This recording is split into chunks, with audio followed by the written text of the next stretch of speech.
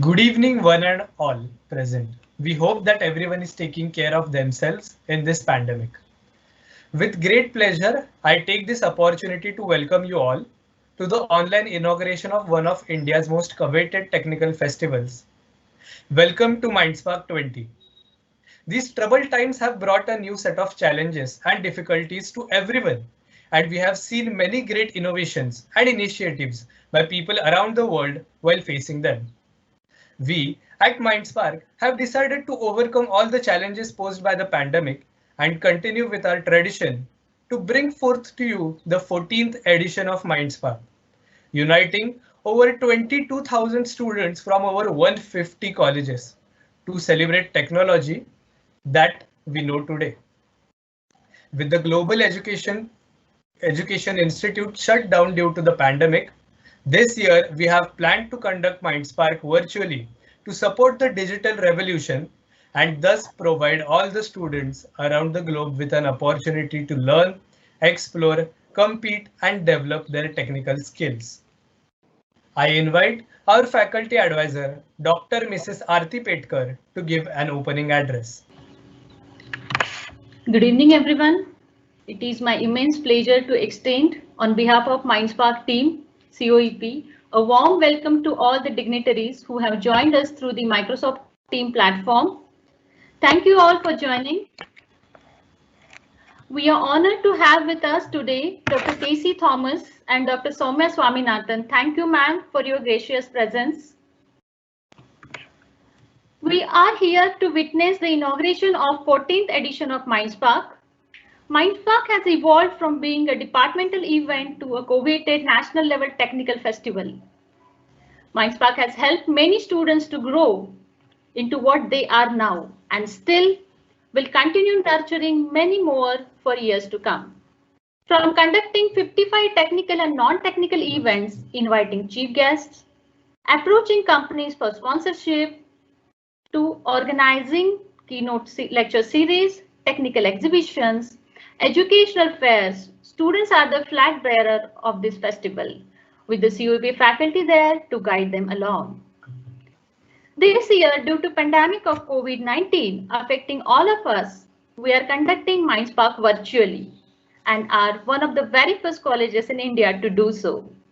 We are at Mindspark believe that great challenges arise even greater opportunities. I wish that this version of Mindspark reaches even greater heights than before. It is my pleasure to guide such a fantastic team and see all the members working hard to make this event a grand success.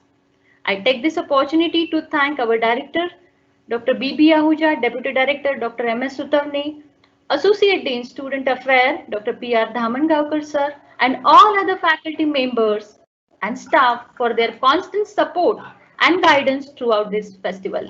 I'm really privileged to have the pleasant task of welcoming you all. Thank you all once again. I will look forward to grand event to follow. Thank you, ma'am. I now request our director, sir, Dr. B.B. Ahuja, to speak a few words. Thank you. Thank you so much. And I'm reminded of this ancient proverb which tells us that no matter how long the winter, spring is sure to follow. Likewise, no matter how long the wait, Mindspark dawn is sure to follow. And so we are here today with the inaugural function of Mindspark 2020. On behalf of COEP, on behalf of the faculty, staff, and students, I would like to welcome two great women scientists of India who have done India proud in their spheres to grace the function today and to tell us more about their journey and how Mindspark can fuel the future of the younger generations. Yes, friends, I'm talking to you about Dr. Tessie Thomas, the missile woman of India as she is known. I am told she was the project director for Agni 4 and Agni 5 missiles, and she's currently the Director General of Aeronautical Systems at DRDO. She is the first woman scientist to lead the missile team in India, acclaimed and applauded with a number of honors. One of them being Sir Mokshagundam Visvesvaraya Award, which he was conferred in 2016. I'm not sure if Dr. Tessie Thomas Madam knows that Sir Visvesvaraya is an alumnus of COEP. She was also conferred the Outstanding Woman Achiever Award by Women in Science and Engineering, and also a CNN IBN Indian of the Year Award in 2012. She is the chief guest of today's function. Ma'am, we welcome you and thank you for being with us today. The other distinguished scientist I speak of today is Dr. Soumya Swaminathan. She is currently the chief scientist at World Health Organization. She is a pediatrician, and she also did, I think, her graduation or post-graduation from Pune. So she has in some way connection to Pune, having studied at the Armed Force Medical College. And she's also a clinician scientist who did pioneering work in the field of tuberculosis and is currently now the chief scientist at the World Health Organization. Ma'am, both of you, I welcome both of you to this inaugural function of MindSpark 2020. MindSpark started at COEP in 2007. It was the then director, Professor Sahasrabudhe, who realized that each of the departments at COEP, we have 10 departments at COEP, each of these departments were organizing their own individual functions, celebrating technical events and fests. And from his thought process, from his vision was born this concept of MindSpark, which is a technical event which is held nationwide. And as pandemic has accelerated adoption of technology, the theme this year of MindSpark is, MindSpark 2020's theme is a delve into the tech future. The student body which organizes this event, ably guided by their faculty mentor, Dr. Mrs. Aarti Petkar, and the Dean of Student Affairs, Professor Daman Gaonkar. Each one of them has contributed to the launch and the success of MindSpark 2020, which will roll out today. This MindSpark will present a virtual exhibition and has as many as 21 events which are slated to be shown and performed by students in different activities, different events that we hold, inviting participation from as many as 150 institutes across the country. And I'm sure this year's MindSpark will draw more participation since it is a virtual event, and will also give opportunity to each of the participants to innovate and to discover newer ideas and to work upon different projects that they are expected to undertake. I wish each of the students participating in this MindSpark 2020 great success, because in life there is nothing like an irreversible failure. There are only experiences, and each of the student participants who will be a part of MindSpark 2020 will get a flavor of different events and different experiences which will help them grow in life. Only yesterday, COEP students, some of them, they came to me and they asked me, sir, if you were a student here, which event, which club would you like to participate in? And promptly I replied, I said, in these times, if I was a student here, I would be a part of the Mindspark Club. Such is the enthusiasm, such is the exuberance shown by the students who participate in Mindspark. And may this year's event be unique and successful in a number of ways. So with this, I thank the organizing student team, Dr. Mrs. Aarti Petkar and Professor Daman Gaokar and other faculty colleagues for supporting Mindspark 2020. And on behalf of COEP, once again, I welcome our chief guest, Dr. Tessie Thomas, Madam, and also Dr. Soumya Swaminathan, Madam, who are both here today to speak to us and enlighten all of us.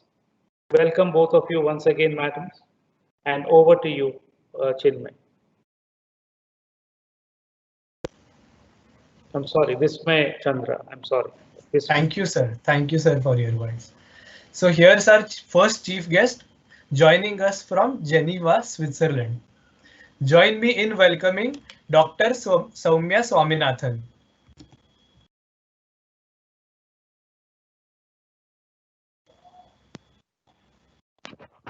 Thank you very much and good evening.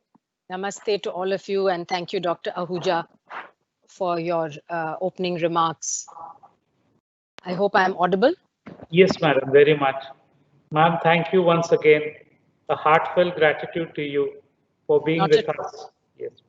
No, it's entirely my pleasure. The thing is that I am in between meetings and so that's why I'm not able to stay for the whole program, but I just want to say a few words to all the young friends and the future engineers.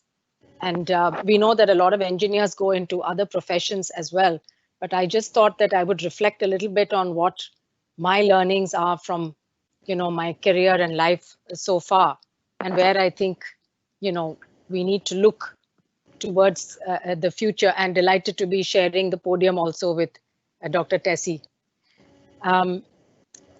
Who's of course, the whole space program and the women who have silently been working for the space program. And I'm so happy that, that was really brought out by the media and by all the attention that they truly deserve. I think scientists can be a role model for young people. And one of the things that in my childhood, of course, I grew up in a scientific environment. I grew up in a research institute where my father was an agricultural scientist. And so we had all the time young students as well as faculty and leading scientific figures from around the world who would visit and who would come.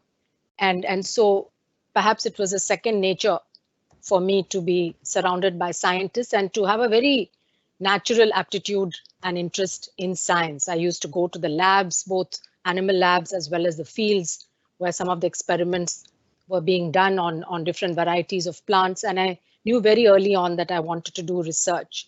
I think that's essentially because of the exposure, and each child would be shaped and molded by the exposure that they get. So I think exposure of young minds to science, not only to role models and mentors, but to develop a passion and interest in science is key. And this is where, we have to accept that in India, there is very little opportunity for children from perhaps the underprivileged sections of society to have any understanding of what science can actually offer. Those who are fortunate, of course, get exposure, through the internet, but also through travel, and they're able to really, their minds actually can be sparked, by the natural, biological and physical and chemical questions that come about in, day-to-day life and observations. Whereas in the rote learning that is prevalent in most of our schools, and in the absence of places outside the school where children can actually go and see science and practice, I have tried to visit many science museums. They're one of the most fascinating places to go to. But if you go to any of the science museums in India, they're either very poorly maintained. Most of the hands-on activities which children would find fascinating do not work. And very often I think, I wish there would be much more passion and interest. And maybe this is some of you and maybe some of the alumni from the College of Engineering, Pune and others could really think about how do we set up science museums for children. And I'm sure that with your imagination, you can even think of doing this virtually. I had an opportunity to visit the Smithsonian Museums in Washington, D.C., and it doesn't matter what age you are. It is so fascinating to learn about, the history, whether it is archaeology, whether, you're learning about the evolution of different species, or whether you're learning more about how man made it to the moon. It is so beautifully laid out that it really sparks your interest. And so I hope this is an area where we can see more progress. There are groups and associations like there are science associations in India, but I think we haven't done as much outreach to young minds, as we should. So that's my first observation and plea, and linking my own experience with what I think we can improve in the future. And using digital technologies, of course. The Smithsonian Science Education Center has taken up a very interesting project of bringing the SDG goals in a very user-friendly way to young people.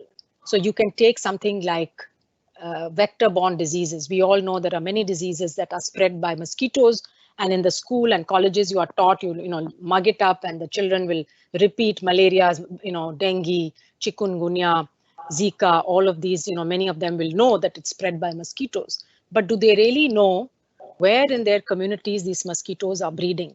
What are the species of mosquitoes which carry these different diseases? How can you identify them? Simple, just using a magnifying glass. What can you do in the community to really eliminate this mosquito? Because unless these things are a community effort, some of these diseases are not going to be controlled by doctors or by the government ministries and departments of health. They need community involvement and engagement.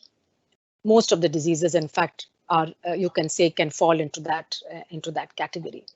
Second lesson, for me in my career path is that you learn from everybody around you in your team.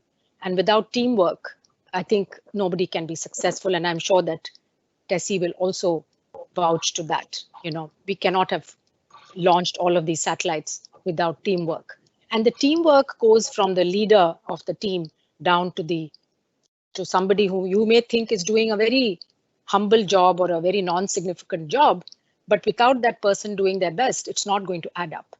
So when I joined the Tuberculosis Research Center as a young scientist, I was on a 1-month, learning period when I was basically going with the different teams and observing what they are doing. And, we worked on tuberculosis patients, most of whom come from the lower socioeconomic group. So one of my jobs was we had these old Jeeps, which I don't know how they were running after 20, 25 years, but they were still running. And we would go as a team, doctors, nurses, social workers, and health visitors with a driver and an attender. And we would go into these slums to basically look for patients who had either dropped out of treatment or had some other problem. They were not coming to us for treatment. Many of them were alcoholics or they were very sick. And, it is the drivers who knew where to go and park the vehicle, because they say if we go to the front of the thing, the patient might see us and run away.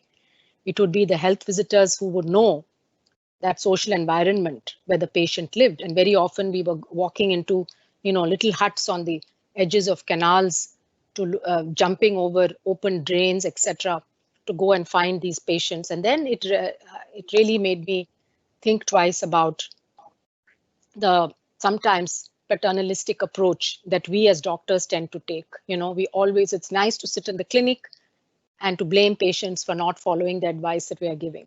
But when you actually go into their homes and see how they live and the day-to-day challenges which they face, even for food, for shelter, for their basic needs, then you think twice.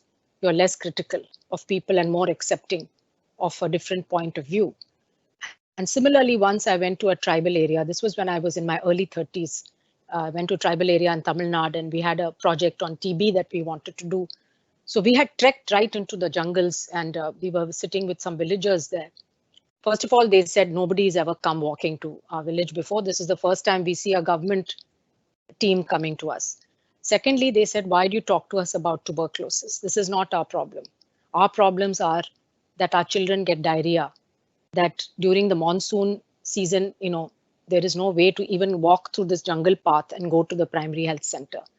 The fact that if there is a fracture, somebody in the village has a fracture, we have to carry them for 14 kilometers. And therefore, we just leave them at home to see whether they, recover naturally or sometimes they die if the disease is very severe, like typhoid or malaria. If it's untreated, then the patient can die. And so again, it struck me, okay, we're only about 300 kilometers away from Chennai, but what a different world these people inhabit. And if you are, born and brought up in an urban area, you will have very few insights into people who live in remote, rural and tribal areas. So again, a plea to travel and to get to know people and to listen to communities and to people and to really understand I felt ashamed that I was going and talking to them about a health problem when they had so many other health problems that we could not address.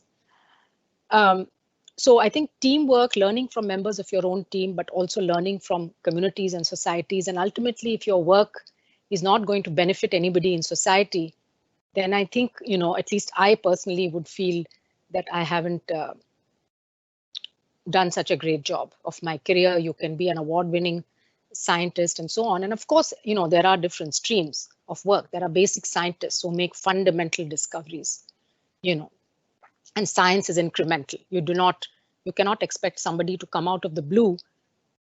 Rarely it happens, of course, but normally science is incremental. You're building on the knowledge base of people who have come before you. And therefore it is again a teamwork, and you cannot take credit as an individual for what has been achieved. And finally, the third point, I think, is that we are moving into a different world, a digital world. And this is something that people in your generation have grown up with. People from our generation had to learn. And while, okay, I'm comfortable with the online world and the digital technologies, but it doesn't come so naturally as young kids who are growing up today. So for you, I think your virtual world in which you live, even your social world is shaped by a virtual world. Maybe good, maybe bad. We shouldn't debate. Everything has pros and cons, and every new development in science and technology comes with benefits and comes with risks, and it depends how we use it. We can use digital technologies, as is being done today, in a negative way to spread false information, misinformation, rumors, create doubt in the minds of people and sow the seeds of hate and division. All of that can be done much more easily now because you have the scope of reaching millions of people. So you can choose that path, but you can also choose the path of using these technologies to make an impact, to make a difference, to reach the unreached, and to take healthcare, for example, to places and people who would not otherwise have access. It's not that technology can solve all our problems. We should not have the false belief that technology alone will solve all our problems, but it can certainly contribute, and it has to be a mix of human beings and technology, trying to solve our big problems. And of course, as far as India is concerned, we have big problems. We have achieved a lot. We've come a long way since independence. However, we still have a substantial number of people who live in our country who do not have access to water, to sanitation, to housing, to nutrition, to what we all consider should be take for granted. There are people who cannot take for granted that they will get a good education, or that they will get good health care, or that they will have clean water to drink, or sanitation facilities. So there are many indicators where we need to catch up, and we need to actually move faster than what we have been doing in the past, and that's where technology can come in, and that's where engineers come in, because you can bring solutions to the big social problems that we have today. I had an experience of working with a biomedical engineer as part of my fellowship when I was in the US. It was the first time that I got exposed to things like that, where a doctor can work with a biomedical engineer to create an equipment from scratch that I wanted to use for an experiment. So this is what I mean by exposure, and by the fact that, you know, your eyes open up when you are in a different environment and doing things differently. So it's also our responsibility to share that with others. I'm sure that, you know, you're going to have a wonderful MindSpark this year in a different platform, the virtual platform that we've all got used to. But thank you for letting me share some of my thoughts and views, and I'll turn it over back to you. Thank you. Thank you, ma'am. Thank you very much, ma'am. That was a realistic speech and informative for many of us in the audience. I am sure that it will turn out to be an inspiration for many. It was an honor for us to have you today here at this inauguration ceremony. Thank you so much. Yeah. We'll move on. Yeah, we are indeed privileged, ma'am, to listen to you and have your views. You know, it's so very important in these times that we work collaboratively, we understand through teamwork, and we must give back to society. This lesson is very, very important for each one of us. Thank you, ma'am. Thank you for being with us. Thank you very much, ma'am. Thank you. Moving on with the ceremony.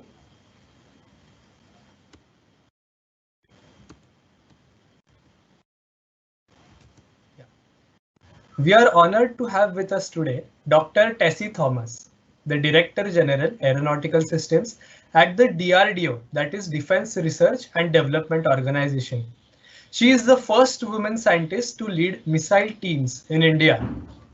In her work spanning more than 32 years, she has contributed in various fields such as guidance, control, inertial navigation, trajectory simulation, and missile design.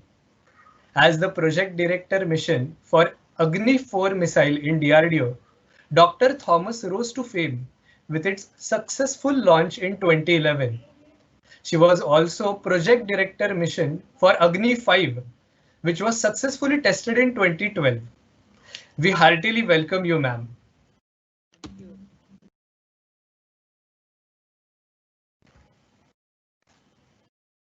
Dr. Soumya Swaminathan, Chief Scientist, World Health Organization. Dr. B.B. Aguja, Director, College of Engineering, Pune. Dr. M.S. Kutane, Deputy Director. Dr. P.R. Daman Gunkar, Associate Dean, Student Affairs. Dr. Aarti Pedkar, Faculty Advisor of MindSpark 20. Faculty members and my dear students, a very good evening to all of you. First of all, my hearty congratulations to the director, faculty members, and the student organizers of the College of Engineering, Pune, for the 14th edition of MindSpark 20 celebrations of the Tech Fest. It's truly a very admirable initiative by the students for creating a platform to learn and share their knowledge. I'm happy to be here with all you on this inaugural session of the MindSpark with the theme A Delve into the Tech Future, outlining the achievements of emerging technologies. It's really commendable to hear about that the students of the College of Engineering Pune have launched their own satellite, Swayam, and an inspiring robotic teams representing our country in international competitions.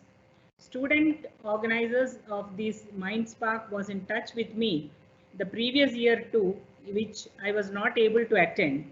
I think your student leader, Ms. Anshika Varshne, made sure that I'm a part of this event today, and she has timed the slot in minutes and seconds. That reminds me, it was almost 500 years ago, the first clock to measure in seconds was discovered or created. But today's generation is like a magic box, full of wisdom, and their talents need to be tapped and tailored to do wonders in our country, and let it happen from the students of Engineering College Pune, who are all present here for this Tech Fest. Let me take the area of artificial intelligence and robotics. Even though robots were considered as 20th century discovery, their origins lie in the far history. That is from 270 BC, Greeks and Egyptians manufactured the mechanical machines to execute their task easy. So the history of robotics is from the days of science and technology progress and the technological developments in electronics, computers, mechanical systems, pneumatics and hydraulics, and have contributed to this robotics developments. Our country is going through innovations in many areas of science and technology, starting from agriculture to aerospace. That is like technologies like biotechnology, medical science, information technology, communication, energy, transportation, nanotechnology, defense technology, and space technology. And I think unlimited is the series. When we consider in space technology, ISRO has made technological advancements and achievements in the development of indigenous cryogenic engine technologies, satellite launch vehicles, that is PSLV and GSLV, with capabilities to launch geostationary satellites and injection of 104 satellites from a single launch, recovery of satellite recovery module after maneuvering in space and then re-enter back to Earth's atmosphere. We have also witnessed great missions of Chandrayaan 1 and 2, Mangalyaan, and presently ISRO is working towards the Gaganyaan mission. In today's world, mankind is not only conquering land, but also exploring the space, be it launching satellites or launching missiles or an anti-satellite mission, which was also demonstrated by DRDO. It is to do with the advanced technologies with added intelligence. DRDO has established its capabilities in the missile field. To take a few examples, starting with Akash, a surface-to-air missile, a quick reaction interceptor with a range capability up to 80 kilometers. Then we have Astra missile, an air-to-air missile has a range capability greater than 100 kilometers. That is something a capability beyond visual range interceptor with a seeker and a terminal guidance. And Nag is a category of anti-tank missile with fire and forget, and it has a dual mode of seekers, IR as well as RF seekers, with a range capability up to 5 kilometers.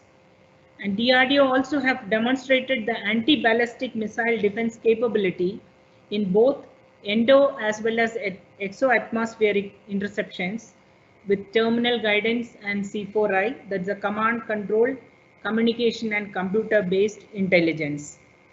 And in the cruise missile, we have BrahMos, a supersonic system, a joint venture program with the capability to launch from multiple platforms, that is like land, ship, air-based systems. So the capabilities of the systems are first of its kind. The technologies what are being developed for these systems are first of its kind in comparison with world scenario. Then we have the Agni class of systems, wherein which I have been working from the very beginning of my career. Agni 1 to Agni 5, Agni 1, Agni 2, Agni 3, Agni 4, Agni 5. We have a series of them, and which have a capability to launch at almost all azimuth coverage. When we say 0 to 360 degree coverage from a launch point, we can hit targets of the from 300 kilometers to 5,000 kilometers with all these Agni variants. Now the Indian aerospace sector has played a pivotal role in making India self-reliant in the field of advanced defense technologies like the tactical missiles and strategic missiles, radar systems, indigenous capability has come. We have fighter aircraft, the light compact the aircraft with the LCA Tejas, and now we are steering forward for an unmanned aero systems. When we talk about unmanned, it is to do with lot of artificial intelligence, lot of intelligence built into to take off, auto takeoff, and then do the aircraft functions in a multiple roles in a war scenario. So all this has to get into the system. That is the capability what we are looking for. Now, DRDO is working on computer vision, the new era of today world, like computer vision processing, artificial intelligence, deep learning, and other advanced systems. And with enabling technologies like the additive manufacturing, 3D printing, from build to specification, we have moved to build to print, that the manufacturing time period have what used to go through iterations of years have come down to few months. In 1 month, 2 months, realizing the manufacturing products, it's something a reality today with all these capabilities and advancements. And today, if you look at this Internet of Things is a mighty magic world where combined with digital twin, and the world is moving towards innovations and inventions. And with Government of India initiatives like the Make in India and like what Dr. Soumya mentioned about the digitization and the digital world and the networking.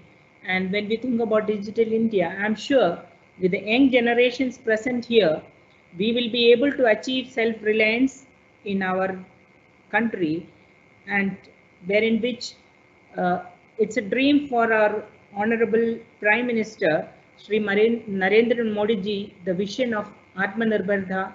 And with these words, I feel the students and the whole faculty who are all coming out from this engineering college will vouch that we will make India self-reliant.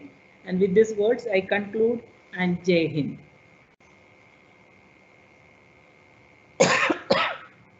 Thank you, Dr. Tesi ma'am, for this wonderful and great speech that you gave. Yes, it was truly inspiring, and we could get a glimpse of the kind of activities and the work that DRDO is doing for the country. And truly, we should become self-reliant. Wonderful, ma'am. We are truly touched by your speech today. Thank you, ma'am, for being with us and giving us your valuable time. The wait is much worth it, because even if we had to wait for a year to have you, I think it was wonderful having you, ma'am. Thank you once again, ma'am. Thank you. Thank you, ma'am.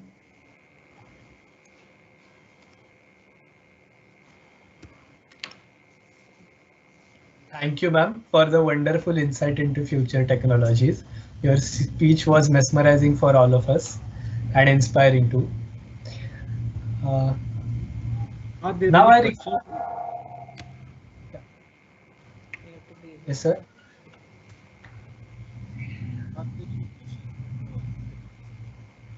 Yeah. Are there any questions from the audience?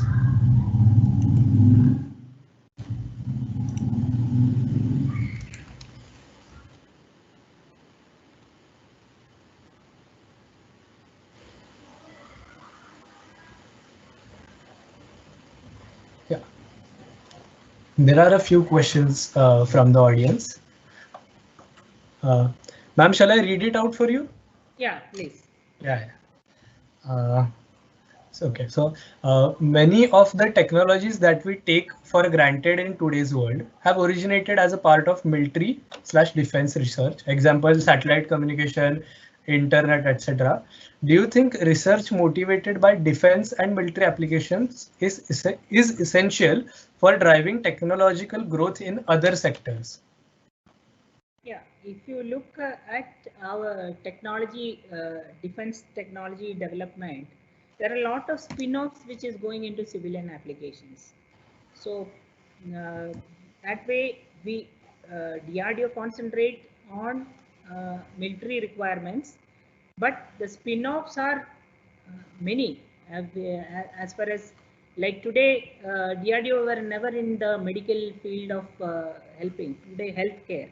The COVID pandemic has come, and all the technologies driven out of it has motivated us to get into with the industry and make the healthcare requirements as part of the COVID issues also. So there are a lot of technology driven today. Industries are getting into the, we give the patent, even the patent technologies have been moved to industry so that they work on this technologies, develop technologies, and its spin-offs for the civil applications. So it's moving into that development. What has happened? A lot of artificial intelligence based algorithms which we have developed are moving into the systems within the industry. So it's a collective effort of moving technologies into various applications. Okay, thank you, ma'am. There's another question. What is the level of precision required during the development of a new technology / weapon, as the product being developed may prove to be crucial during life or death situations, and what responsibility does that entail?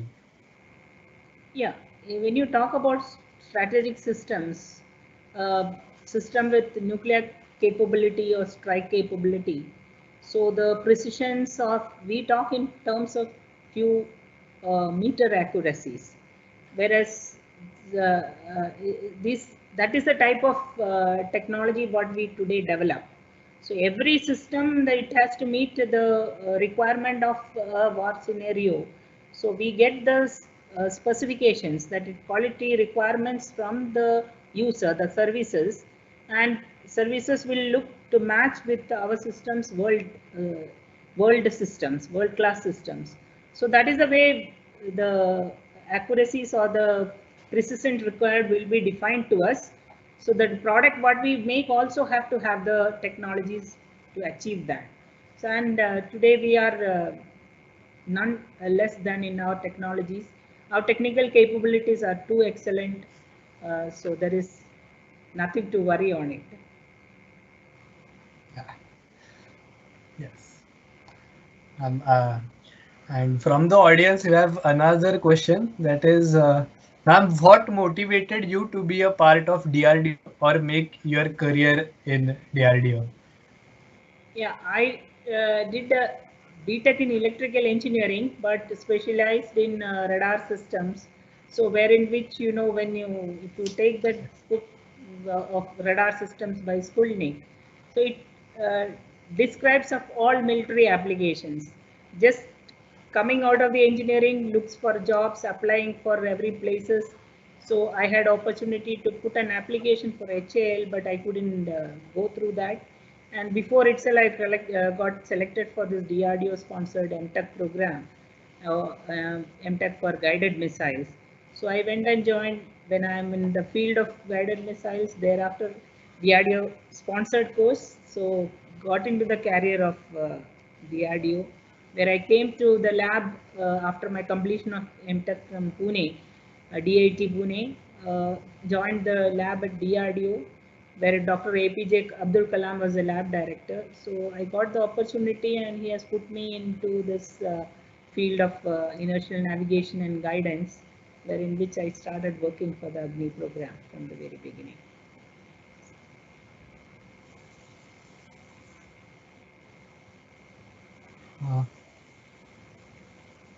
Okay, I guess that's it. That's all questions from our audience. And thank you very much, ma'am. It was honor to have you with us today, and thank you for answering those questions too. Thank you very much. Yes. Thank you, sir. Ahuja, sir. Yeah. Thank you, ma'am, for being there for us, and we are actually privileged and honored, ma'am. Yeah. Right. Speaking to the leading women scientists in our country, I mean, it's a great honor for us, ma'am. Great honor for all the young budding engineers of the College of Engineering Pune, COEP, we call it fondly, and also our faculty who are seeing you right now and hearing you, ma'am. It's truly inspirational for all of us, ma'am. Thank you, ma'am. Thank you so much. Thank you, ma'am. Thank you very much. I would now request our Associate Dean Student Affairs, Dr. P.R. Dhamangaonkar sir, to address the audience.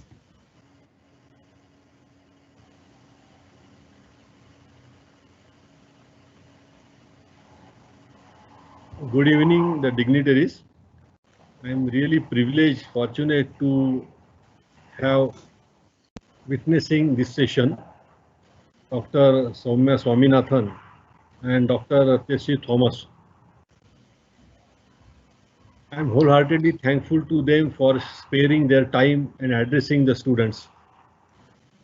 As we see, the technology it will not last for years together nowadays.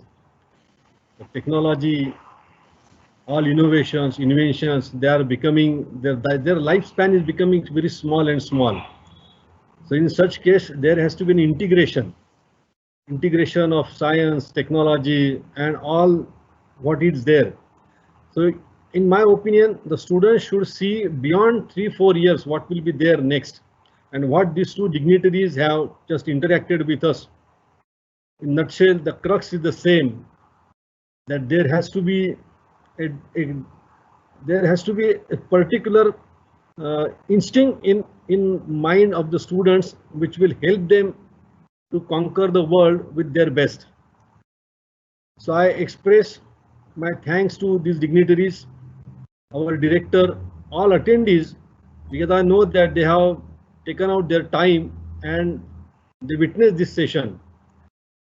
I wish all the best to the team Mindspark, because this COVID, it has taught us to think in a different way, to come up in a different way, whatever situations are there, to achieve our goal. So this COVID has taught us. So let us take it as a chance, it is an opportunity, and to do differently the different things. I wish all the best and thank you very much. Wish you a good time. Take care. Thank you. And thank you, sir. Thank you very much, sir. Thank you for your words. I now invite Vismay Chandra, the Technical Secretary of Mindspark 20, to share a few words. We must thank Vismay Chandra and the entire team for giving us such a wonderful evening today, which we will all cherish and remember. So Vismay and the team and Aarti ma'am and Dhamangaonkar sir and all the students who are listening and participating in this virtual inaugural online inauguration of Mindspark 2020. Let us give a big round of applause, a big hand to Vismay and team, right, for this wonderful inauguration. The magnitude, the size of Mindspark is growing year on year, and making it online. And as Dr. Soumya also said, you can reach the unreached. So very true. And then we had Dr. Tessie also with us, inspiring all of us. So thank you, Vismay, for this wonderful evening. Over to you, Vismay. Thank you, sir, for your words of praise. A very good evening to one and all. I, Vismay Chandra, the Technical Secretary of Mindspark 20, thank you all for being a part of this inauguration ceremony. Mindspark is honored to have with us today Dr. Soumya Swaminathan, the Chief Scientific Officer of World Health Organization, and Dr. Tessie Thomas, Director General of Aeronautical Systems, DRDO. The year 2020 has been packed with uncertainties and unavoidable circumstances. Not being able to follow the traditional approach of physical gatherings has certainly been a challenge. Being a technical festival, however, we believe that this is the time we can use to showcase wonders of technology, understanding the importance of a student's overall development and the never-ending process of learning. We at Mindspark have decided to conduct the festival with utmost enthusiasm in a virtual manner. We seek to conduct nearly 21 events through interactive platforms, host online lecture series with eminent personalities across the globe, and even conduct a virtual technical exhibition featuring MNCs and student startups. Staying at home and attending online lectures has made us all realize that we have surrounded ourselves with an ever-growing network of devices. Technology has established itself as an integral part of our lives. Recognizing revolutionary ideas is just as important as implementing them. Through the theme for Mindspark 20, we intend to delineate emerging technological advancements that are likely to create a positive impact on our society. Without further ado, we present to you the theme for Mindspark 20, a delve into tech future.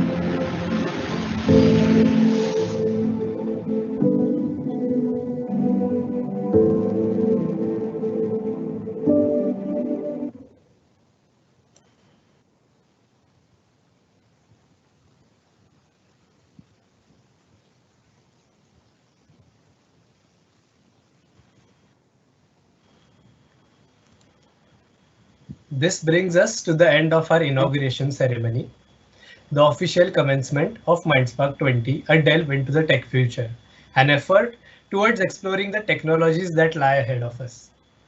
We express our heartfelt gratitude to the chief guests for gracing Mindspark 20 with your eminent presence and getting us started on a positive note.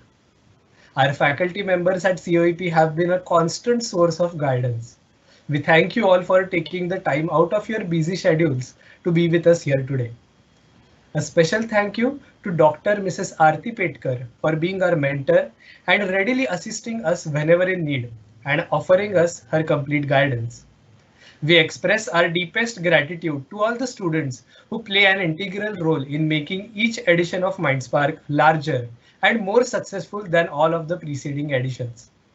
We look forward to seeing you experience the thrilling ride that is Mindspark and join us in our odyssey towards a delve into a tech future. With this, we come to the end of the inauguration ceremony. Thank you very much.